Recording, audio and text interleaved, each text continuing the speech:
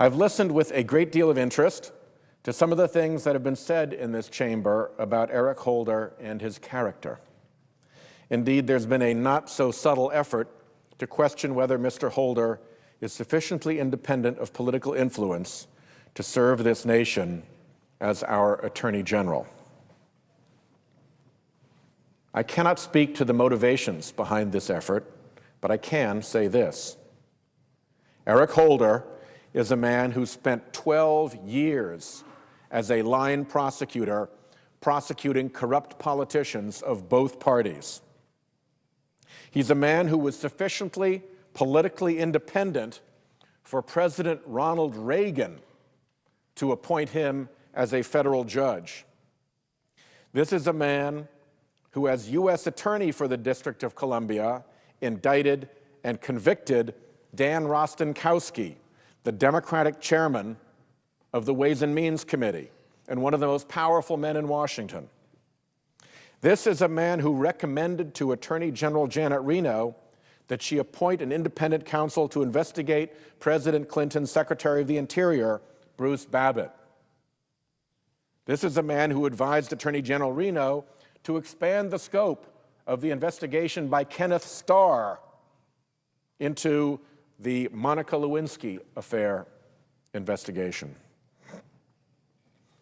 It is not just me who has this confidence in Eric Holder and in his independence, his character, his judgment, his temperament.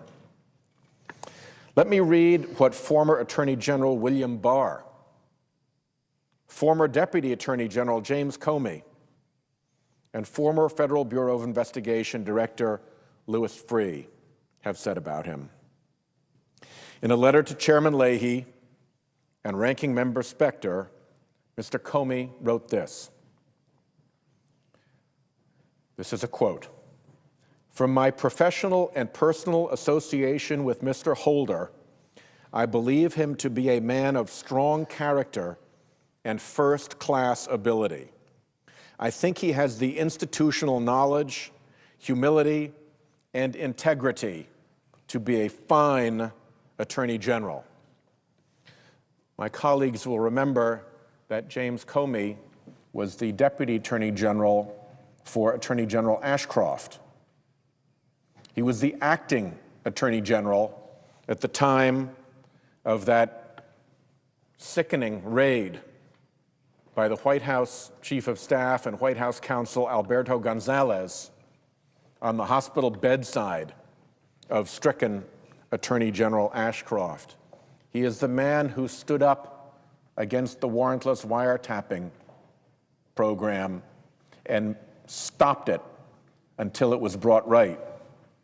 He is the center, by all accounts, of what would have been essentially the resignation of the entire top of the Department of Justice if the White House had not blinked and backed down.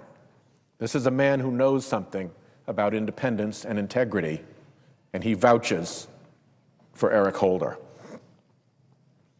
Louis Freeh, who was the director of the Federal Bureau of Investigation, wrote this.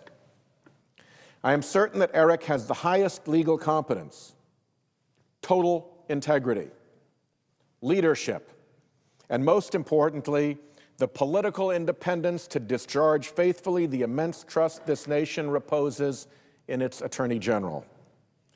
In all of Eric's interactions with me as FBI Director, as well as in his close coordination with my deputy and other assistant directors, who also had extensive and sometimes daily contact with him, Eric always displayed total integrity, courageous leadership, complete fairness, and once again, and most importantly, political independence." End quote. And former Attorney General Bill Barr, former Deputy Attorney General George Terwilliger, and others wrote that Mr. Holder's, quote, 30-year professional career has consistently been characterized by unfailing integrity and a commitment to political independence. Eric Holder is the right man at the right time to protect our citizens in the critical years ahead." End quote. There is a powerful record behind Eric Holder of political independence. The measure of independence is not whether you decide against the president or your party on every question every time. The measure is whether you decide against the president or your party when the facts and the law direct it. In my view, Eric Holder has met that standard. And in the view of Republican attorneys general and deputy attorneys general and people who have served with distinction and know him well, they agree that he has fully met that standard. Mr. President, I take the Senate's role in the confirmation process very seriously. I believe that the Judiciary Committee must, and under the leadership of Chairman Leahy will, closely examine Mr. Holder's record and his qualifications. This is our duty. And at the end of that process, I believe that the majority of colleagues will agree with me and with so many others that Eric Holder is the right person at the right time to restore our Department of Justice to its rightful standing as the defender of what is good and what is honorable and what is true in our nation. I thank the presiding officer. I yield the floor.